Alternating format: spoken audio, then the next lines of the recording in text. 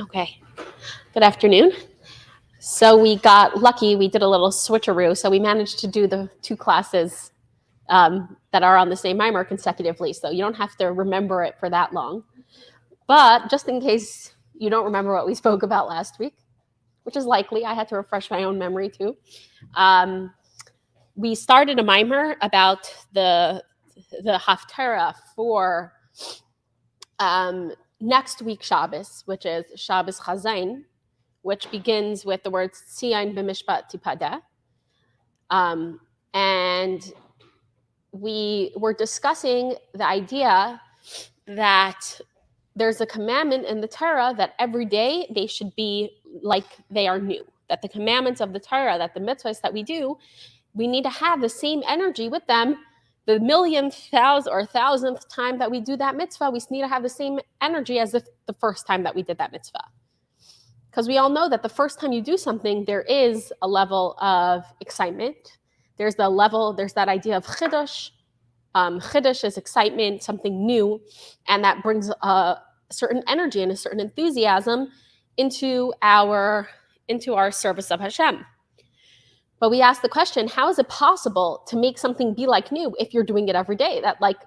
What does that even mean? How is that even supposed to be accomplished? It's impossible. It's not new if I'm doing it every day, potentially multiple times a day.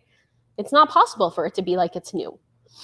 So we discussed the meditation that we can have, which is that when we are doing a mitzvah, we are drawing from beyond time into the realms of time. We are drawing from the energy of Saivev, of the encompassing light, into the energy of Mamale, which is the limited light that is within the world, and we are uniting the two of them. We're not going to go into this in depth, again, just because we spoke about it a lot last week, but we spoke about how when Saivev is a boundless energy, and Mamale is a limited energy. And generally, when the limited and the unlimited come together, one of them needs to knock out the other. Because one is limited and one is unlimited, it shouldn't be possible for them to coexist. So either the limited energy just basically pushes away the unlimited energy, and all we see and all we're left with is the limited energy.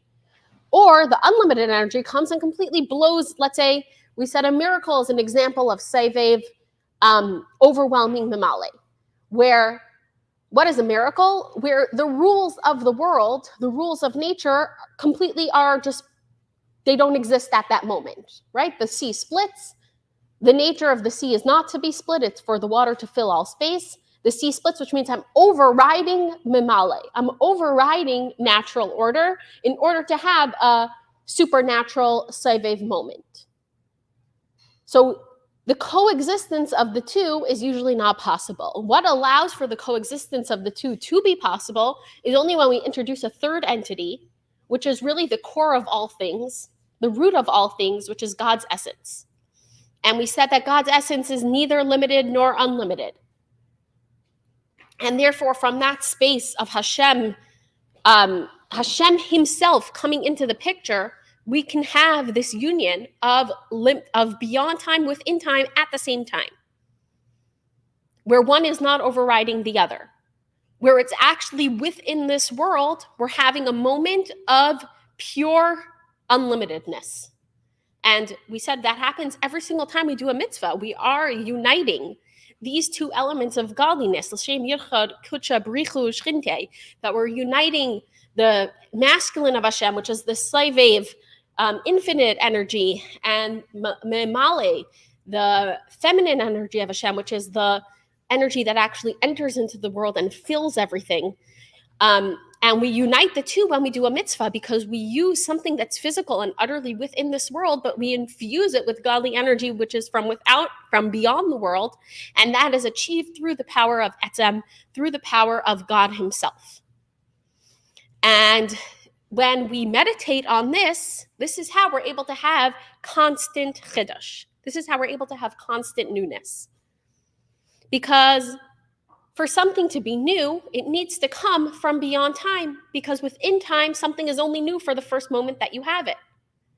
And we spoke about just the hedonistic treadmill, which is why no one's ever able to be happy. The second you have a new car, it's no longer new anymore. right? You drive the car off the lot, it loses its value. It starts losing its value, and guess what? In 2 weeks, the excitement of that new car wears off. We spoke about the excitement of the new phone. We spoke about the excitement of anything, new relationships, or new hobbies. Why do we so often start something new and we're so excited about it and not follow it through?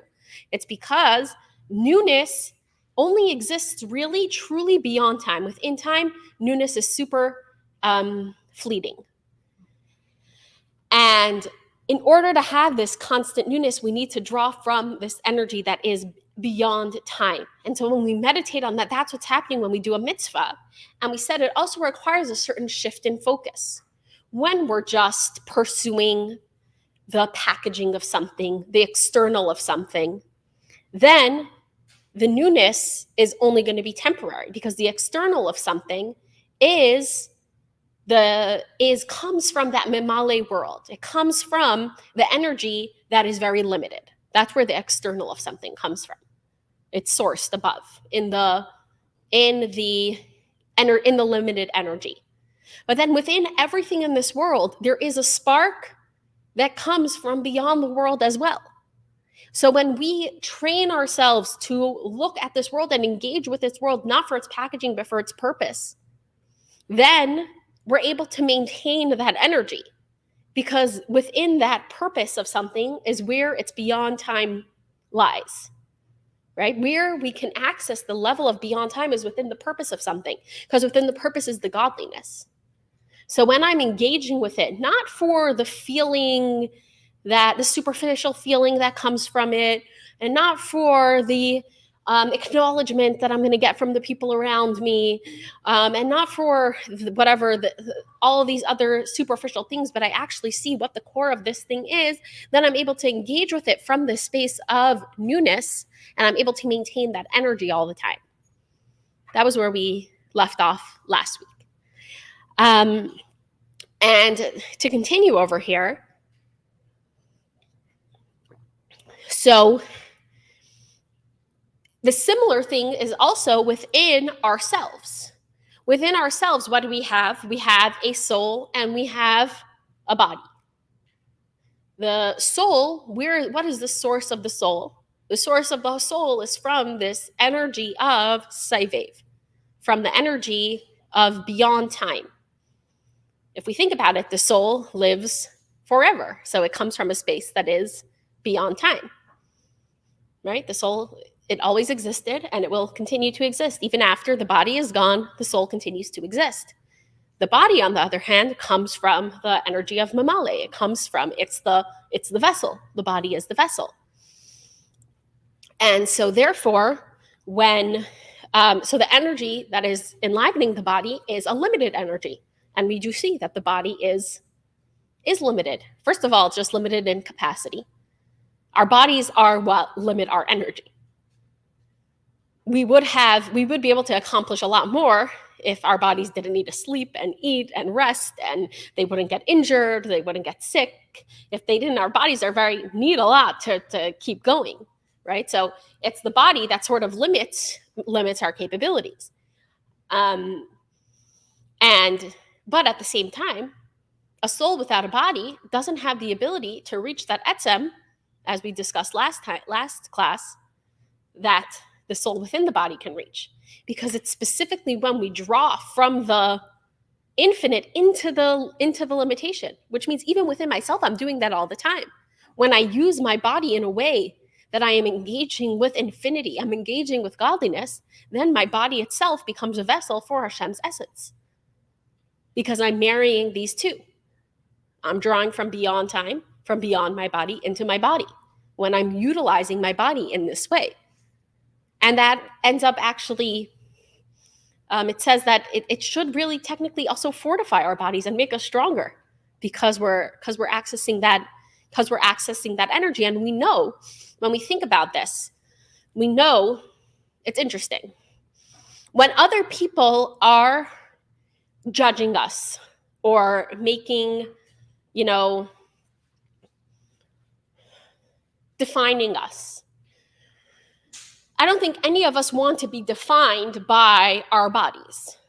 We feel like inside of ourselves, we feel like we are so much more than just our bodies. We feel like we are so much more than that. We want people to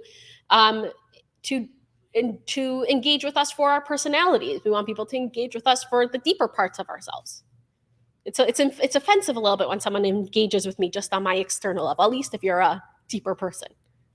Maybe for some people they're okay with that, but I think a lot of people don't want someone to engage with us in that way.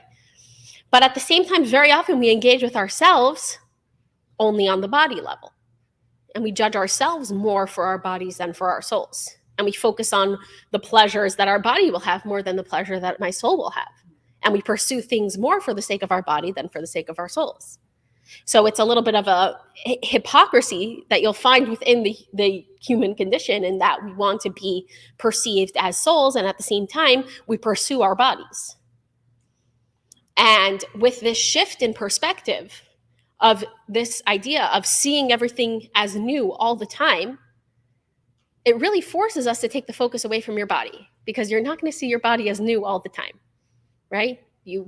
As you start getting older, you're looking in the mirror, you're saying, no, this body's it's not what it used to be, right? It's getting older, it's changing, it's not physically, we reach a certain peak, and then, yeah, then that's the peak. So I think it says, right, like Ben Shleishim Melekayach, at 30, you reach your peak physical strength. And then, we want to start, then Ben Arpam Labina. Then we need to start, once you reach your physical peak, it forces you to, because that's not where the newness is coming from, it forces you to look inside. That, what's truly me is my soul energy. So if I want to have newness in my life, and I want to have this energy in my life, and I want to be able to marry the beyond time and within time in my life, I need to focus on my soul over my body. And I need to recognize that the soul is the main thing and the body is the facilitator. And it's incredible that the two are coming together, and necessary for the two to come together. And when the two come together, it is what allows us to reach Hashem's essence. So again, we're not saying the body's not important, but I'm saying, what is the point of this? Is the body the be-all and end-all? Are my physical pursuits where I'm putting all of my energy? Or do I see my physical pursuits as, I'm going to keep my body healthy and strong so that I can continue doing this work of bringing God's essence into the world for as long as possible? And so that I have the most energy, I'm going to eat well, I'm going to move my body, I'm going to treat my body with a lot of respect, I'm going to make money so that I have the energy to do the mitzvahs that Hashem wants me to do, to learn the Torah Hashem wants me to fill the world with light, and to draw God's essence into the world. And when I have that perspective, I don't get old, right? I don't age. It maintains that newness, because the essence is always going to be the same. So there's this interesting drawing on this idea.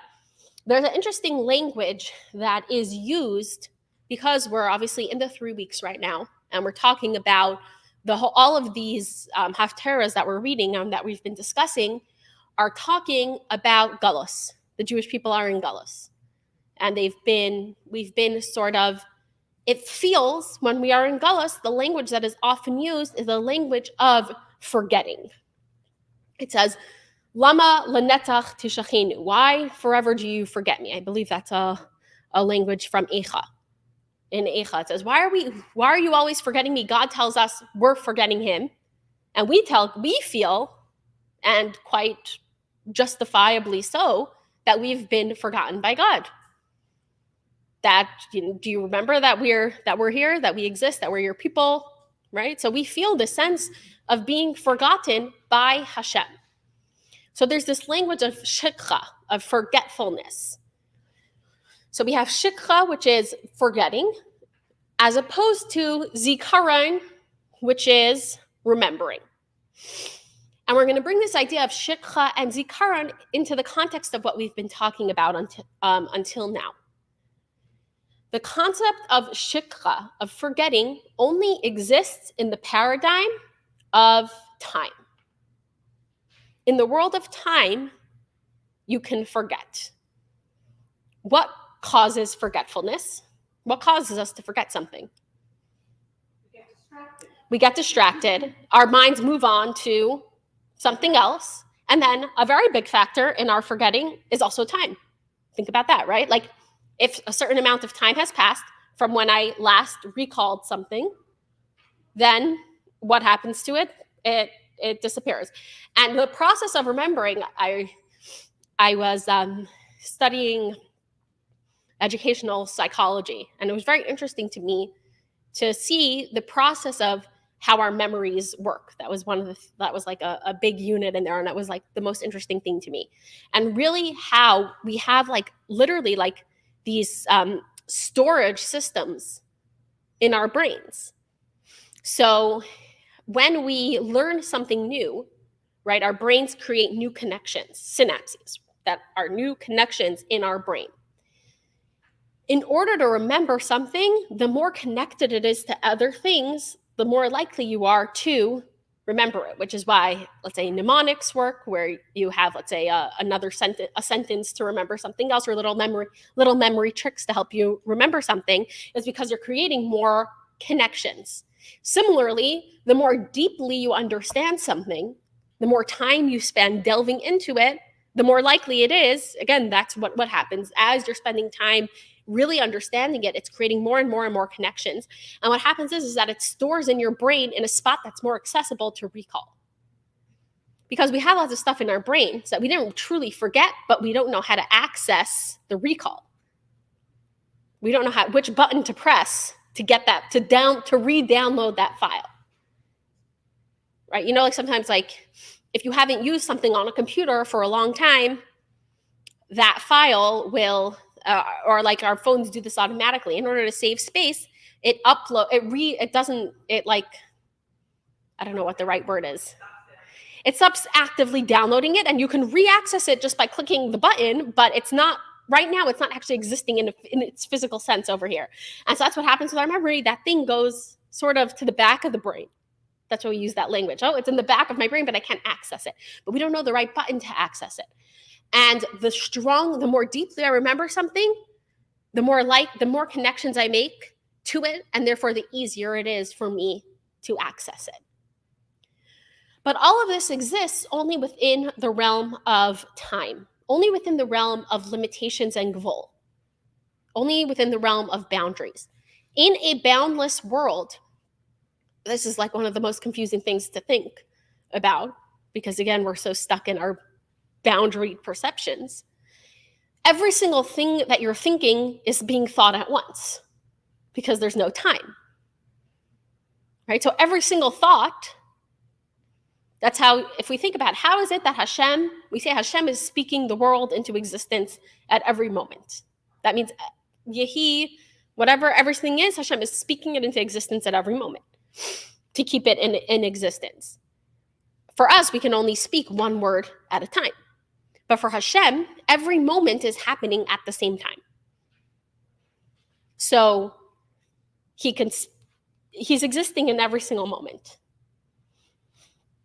Again, hard to, we can like understand it semi, but it's hard to really grasp because it's completely contrary to our experience, to our human experience and our boundaried experience. But so every single thought is taking place at the same time. So in a sense, memory isn't even necessary, because it's like every single file is open on the computer. You don't need to recall anything because everything is right there. So to forget something is impossible because there's no time passing, there's no distracting yourself because things are boundless. And therefore, you can never remove your thoughts from that one thing. It's always going to be there. So the concept of forgetting only exists within the world of time. You can only be forgotten in the world of time. You can only be forgotten in the world of Male that we've been discussing. We can never be forgotten in the world of Saivev, in the world that is beyond time. It's a little complicated, but everyone with me? So in Hashem, Okay. World, there doesn't exist this idea of time that we have. That of course this happens, then that happens, and that past, present, and future. In his world, if I can call it that, Right. everything just is. Like Aaron, right now, Aaron is talking to Moshe. Somebody is in the, God forbid, the Nazi death camp. We're trying to make sense of what's happening with him. And the new baby's great-great-granddaughter, Right. who's not born yet, is deciding what to have for lunch. Right. So we can say, I don't know if I would call it Hashem's world, because Hashem is existing, as we spoke before, that Hashem also chooses to limit himself and to put himself into our limited world, right? But in the unlimited world, in the world of Saivev, in the world of Bligvol, yes. In that dimension, in that spiritual dimension, that's a good way to put it. I think that helps us perceive that, which is also right here, that all those things are, yes, that's how it's working. Yeah.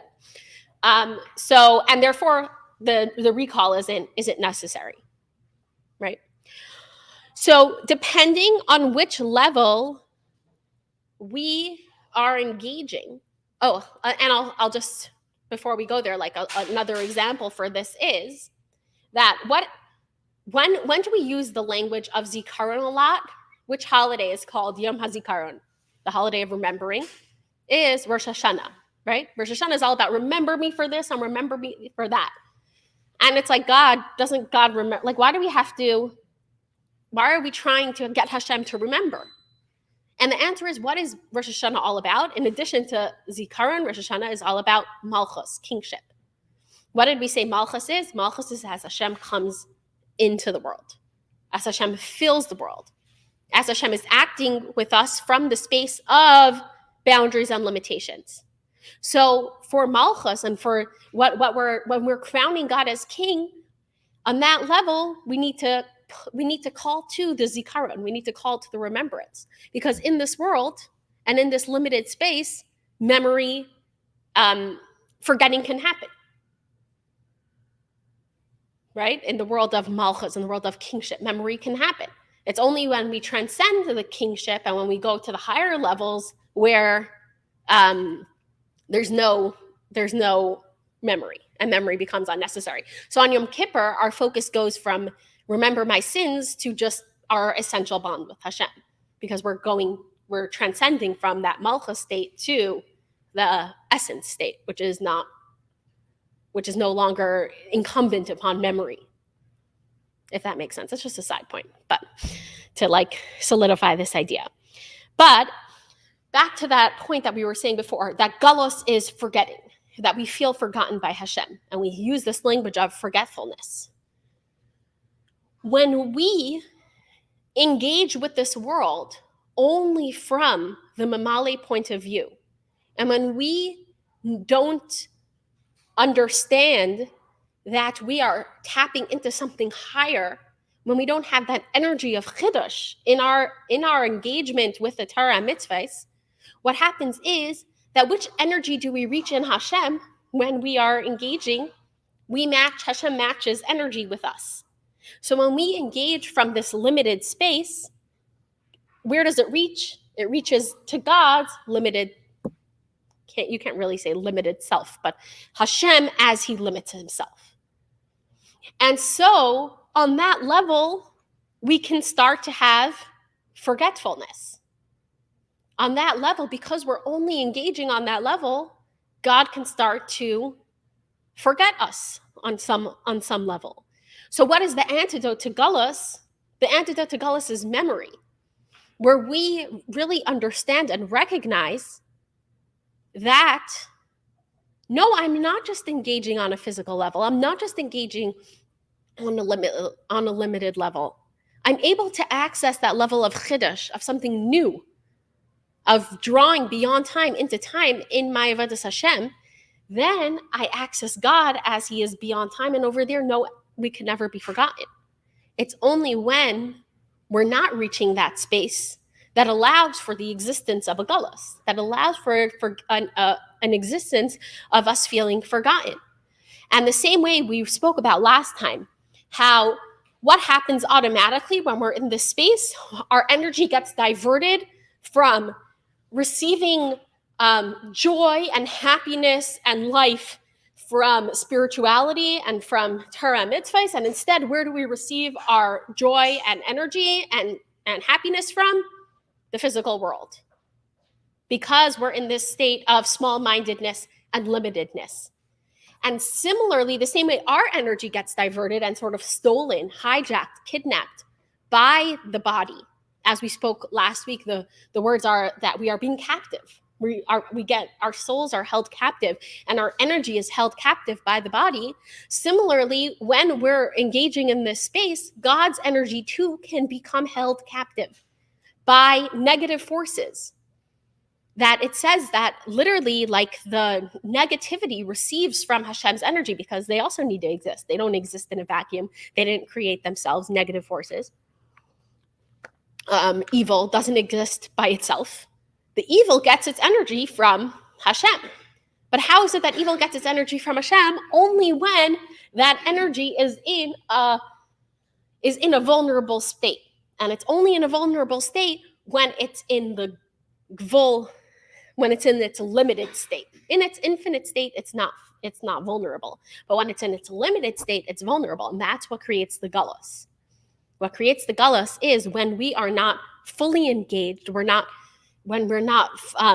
we don't fully show up in our Torah mitzvahs and we're doing it from a space of limitation instead of from this place of true expansiveness and understanding that I'm drawing Hashem himself into this world, that then we're not triggering the higher level of energy. We're only triggering the lower level energy. And then we're able to sort of be forgotten by Hashem. Obviously, the higher energy still exists. So on that level, Hashem never forgets us. But in our active world and lived experience, we feel forgotten by Hashem. And and the Shekhinah goes into gullus. The Shekhinah is being used by negativity instead of in a positive way. And there's an interesting idea also in the Haftarah of next week, where one of the Navi basically is lamenting the state of the Jewish people and how they've messed up. And it's on the source sheet. It says, it's the fifth source. It says, Yada shar chinehu, an ox knows its owner, v'chamar evos ba'alav, a donkey its master's crib, Yisrael la yada, Israel does not know, v'ami la hispainen, and my people take no thought. So it's a pretty harsh rebuke, where he's saying, the ox knows who its master is, the donkey recognizes who its owner is, and it's subservient to its master. But my people, they don't recognize me. They don't know who I am. And the Arizal actually gives a very interesting interpretation on this pasuk. It says that when the Jewish people made the egel, the golden calf, so how did they make it? They actually achieved a calf that was alive, right? They built a calf out of gold. And then what did they do? There was a little slip of paper that said on it, a shame of Hashem, one of Hashem's names. The name of Hashem that it had on it was the name Yod Lamed Yod, which is a name that we're not so familiar with, but there's a whole long list of names of Hashem, and it's one of the names of Hashem is this name Yod Lamed Yod. Where did they get this piece of paper from? When Moshe was in Mitzrayim, right before they left, Moshe had one last task to do before he left. And that is that Yosef made the Jewish people promise that they would not leave his bones in Mitzrayim, that they would bring his bones back to Israel and bury him in Israel. And what did the Egyptians do with his bones? They didn't want the Jews to have his bones because they saw him as as a big... They were connected to Yosef as well. He saved them. So they basically put his bones into the Nile, which was a very sacred place for them. And so Moshe took this name of Hashem and he put it in the Nile, and it said Allah Shor, that Yosef is compared to an ox. Yaakov's blessings and his he's symbolized by this ox. And what happened was the bones of Yosef rose, and Moshe, they took the bones to Eretz Yisrael. That's the whole story with the people who weren't able to bring the Karban Pesach, is because they were carrying Yosef's bones. So they were tamei. But so the Jewish people got that same slip of paper, and they brought it to the calf, and they said, Allah shar, that the ox should rise up. And it did. It rose up. It actually received life. And this is because there is an energy that we're able to access. Even it's like there is an element of what we might call magic, but basically in the world there is energy and there is a power in the names of Hashem. And they could be, as we mentioned before, that sometimes the energy can get, if you know what you're doing, like Bilam in the Parsha, right? That 2 weeks ago, he was able to take the holy energy and divert it and use it in an unholy way. So the Jewish people used this godly name and they diverted it, they used it in an unholy way to make this ox rise up. And the Arizal says that what happened? Yada Shar Kanehu. The ox itself recognized, the golden calf recognized that where is it coming from? Where is its energy coming from? From the name of Hashem. But the Jewish people, they did not recognize. They thought it was their own magical power that was allowing this to come into being. Cool, we did a trick. We got this golden thing to become alive, to start to move. They felt like it was an independent thing. And this is just very interesting. If you look at the first letter in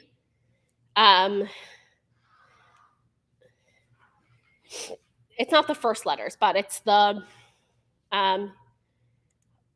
if you go to the second half of this pasuk, if we take the first word of each word, over the first letter, of each word. So Yisrael starts with a yud, Lai, Lamed, Yada, Yud.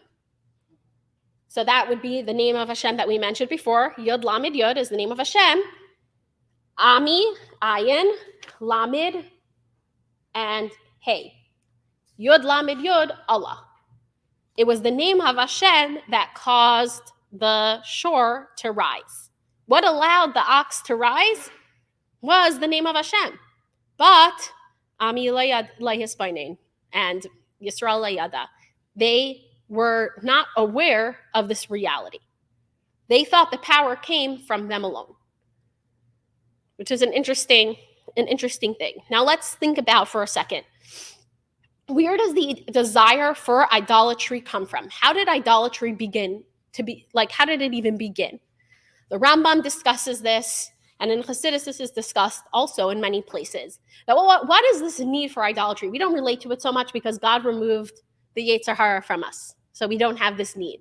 But it was really a strong need for idols. And where did that come from? So the beginning, the roots of idolatry began with, in the time of, I think it says in the days of Enosh, I could be mistaken, but I believe it was in the time of Enosh, where the people felt that Hashem was not tangible enough. Hashem was not reachable. He was too far away, right? God is too far away. He's not accessible. So we believe that Hashem exists, but we can't talk directly to him. He's too lofty. He's too supernatural for us to be able to relate to him. So we believe that he is the God of the gods, but he created other things, and these that have physical manifestation in the world, like the sun or the moon, that we can relate to, that we feel that we can talk to, because Hashem is too far. Hashem himself is too far. We need something a little closer, something more accessible that we can talk to. And this is all, the mistake is all based on what we've been talking about this whole time. Because I don't understand God's essential self, I think that Hashem can only be unlimited. I think Hashem can only be beyond time. I don't understand that Hashem is in the world, that I don't need to turn to the sun. Hashem is here. I can talk to Hashem. Any person can talk to Hashem. Any person can have a personal relationship with Hashem. Hashem is not just beyond time. Hashem is also within time. Hashem is also within our scope. But I need to understand this concept of God's essence to really grasp that he is not infinite and he is not finite. He is completely and totally beyond all definition. So if I believe that he is only infinite, then I need a calf, right? When Moshe goes up the mountain and I no longer feel like I have the intermediary to talk to Hashem, I need this calf to make me feel grounded, right? To make me feel grounded that there's something that I can communicate with, because there's a lacking of understanding that God is both beyond time and within time, right? That's where this comes from. Yeah. I have a question about Mahal and Seva Kulana, the encompassing level and the surrounding level. So in terms of the soul, you would Seva is the soul level, Right. and Mahal is the body level, Right. And okay, so it's just how we reach. It's just a level of. I just need. Okay, so when we're interacting with something only superficially, the body needs to exist, right? So the mamale is absolutely necessary. But our job is to see that the mamale is a means to an end, right? That there is a soul here that is going to be expressed through this body. That there is a power that is accessible more than just the outer trappings. So when I see the godly potential within everything, that's how I'm accessing that Sovev energy. And when I actually actualize it through doing a mitzvah with it, and therefore the physical and that spiritual merge, that's when I actually reach even higher than Sovev, which is the essence. Yeah? Is that clear? Yeah. Okay. Awesome. So back to the Jewish people and doing the golden calf, where they have this mess up. And where does this mess up come from? Like we said before, it's not recognizing the fact that that Hashem can be within this world as well. And the Rebbe actually, he presents this as like a limud zchus, meaning like it's an empathetic reading, a sympathetic reading of the Jewish people at that time. He says they didn't hear this command that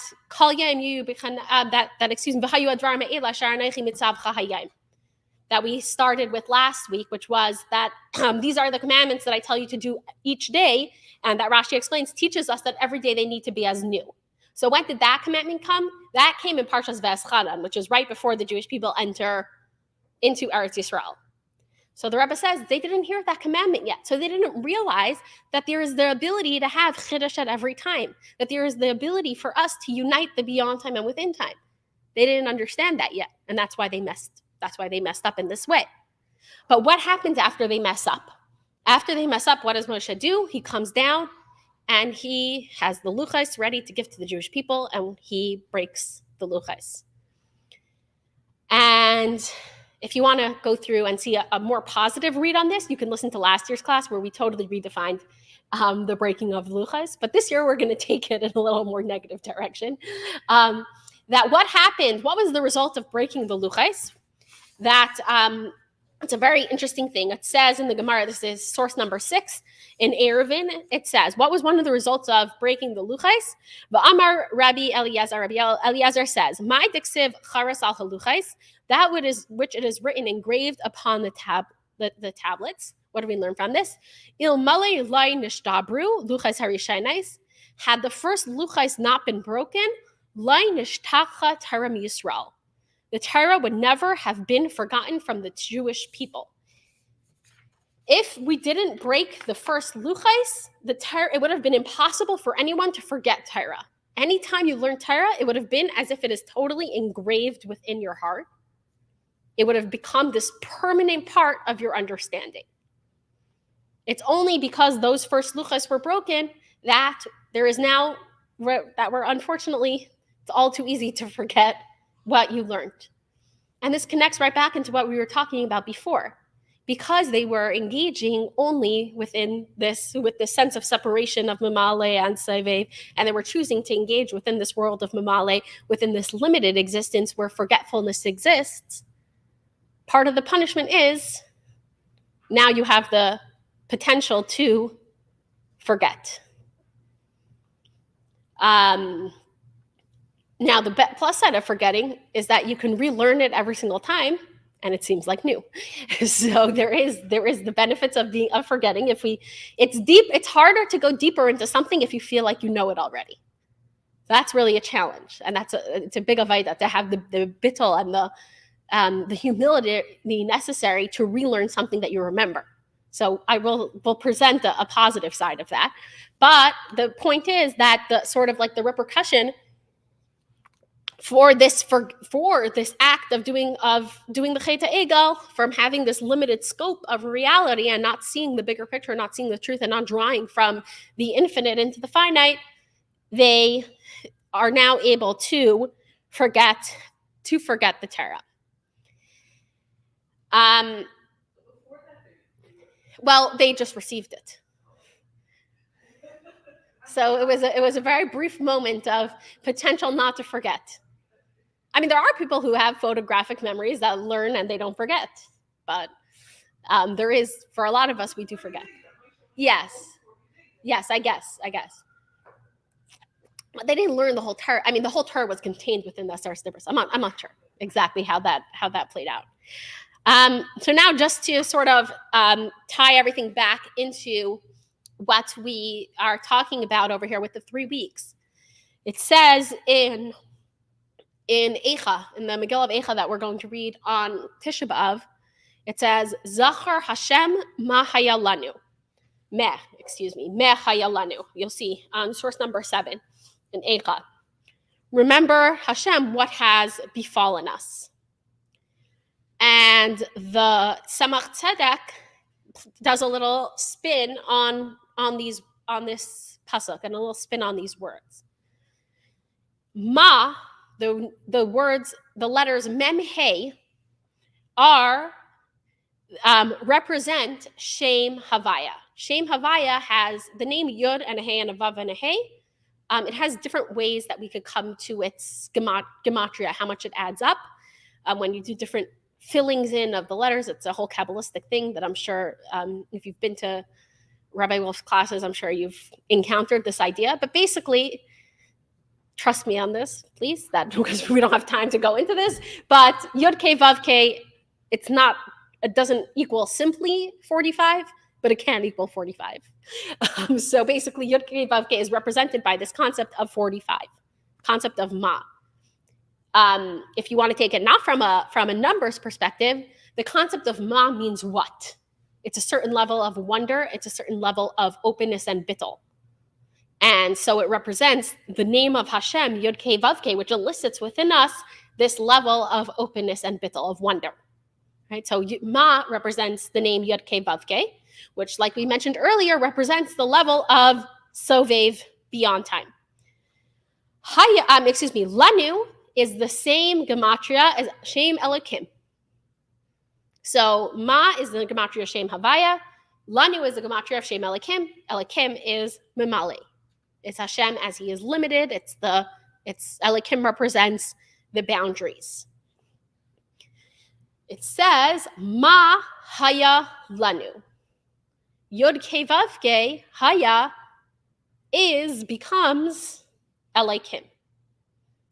That with Zachor, with the proper remembering, when we activate this level of remembrance, which we said it comes from a space beyond time, what are we able to do? When we engage with this world from this deeper, higher place, we're able to turn Ma Hayalanu, that we're able to see that the name of Havaya and Elokim are the same, that the infinite and finite are able to merge and come together. Through the action of Zachor, of remembrance, we're able to turn the what we might say, the beyond Teva, the beyond world, beyond nature, into our nature. The beyond nature is able to become our nature. And what does that mean on like a Vaida level of ourselves, where we can actually do this in a way that's thoughtful? Is one, have the meditation that we've been talking about this whole time. Another way is that often when we look at the world and our successes and what we do, we think, oh, this is just natural. And if it's just natural, that means it's coming from my power, right? The strongest argument, the strongest emotional argument against God and why we want to think that the world is just natural and working according to our order is then I can take ownership of what I accomplish. It means you also have to take ownership for the ways you mess up. We sometimes forget about that. But we have to if you think that there is no God, I can say that it was that through my own power, I was able to do this. But when you're thinking about the truth and when we're activating this higher level of consciousness, we realize ma hayalanu, that it is beyond nature that is nature. And therefore, it's not my own actions it's not like the Jewish people with the golden calf that thought that it was their own ability that made the calf come up. And you're able to recognize that it's only through Hashem's power. That's accomplished specifically with this level of zikaron, of tapping into this place that's higher than nature.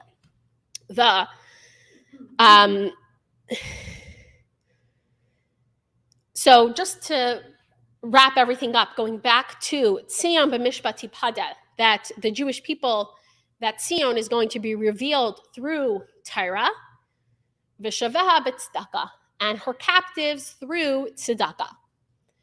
And we mentioned this last class, that we said that Tzion represents the deepest level of the soul.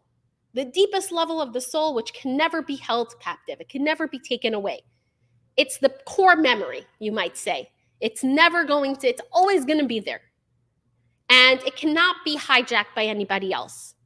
But what can happen is that it gets hidden and covered up. So how do you redeem that part of the soul? That's through Torah learning.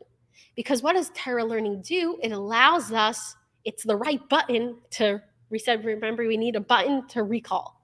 Torah is the memory of the soul, right? It's the activator of the depths of the soul.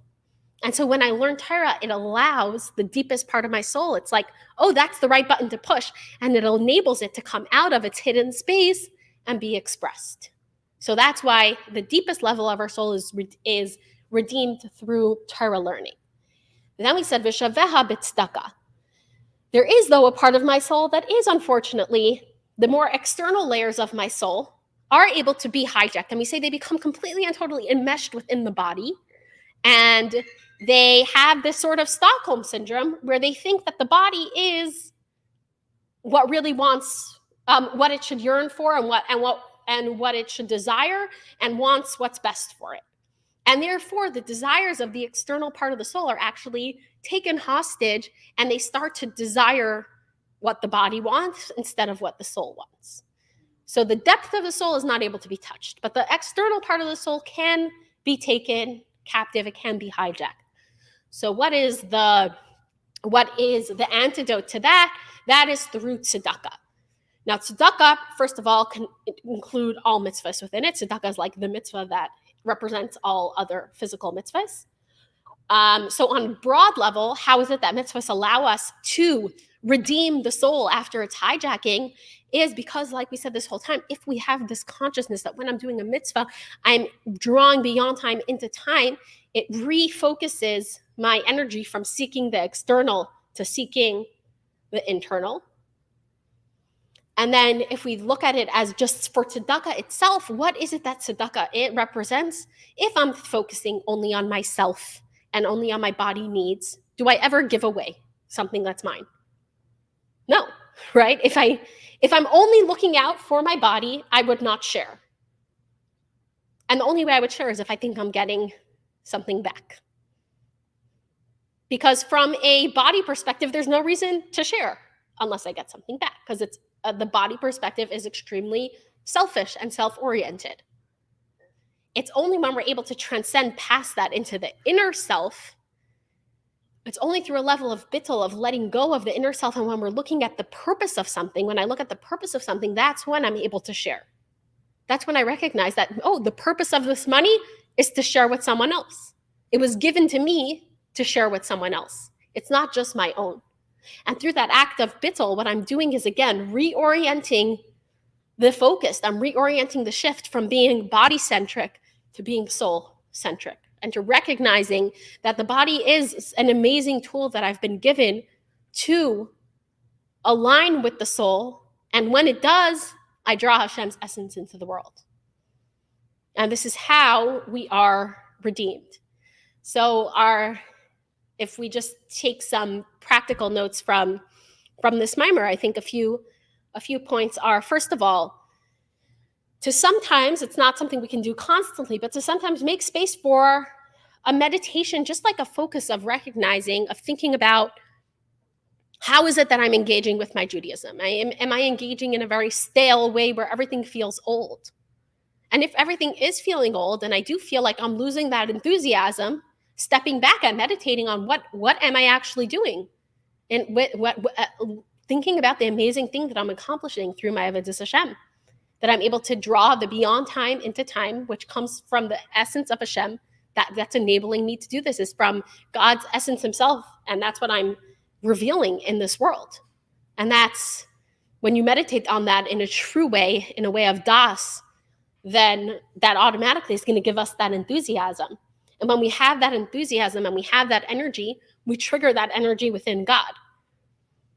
And then he engages with us from this space that is beyond time as well. And then, just on a more practical note, that if I'm feeling disconnected and the meditation is not working for me, to give to other people. Because through giving to other people, I'm automatically bypassing the body and accessing the soul. So if I'm having a hard time with the meditation, it's obviously best to also to have this happen within us internally.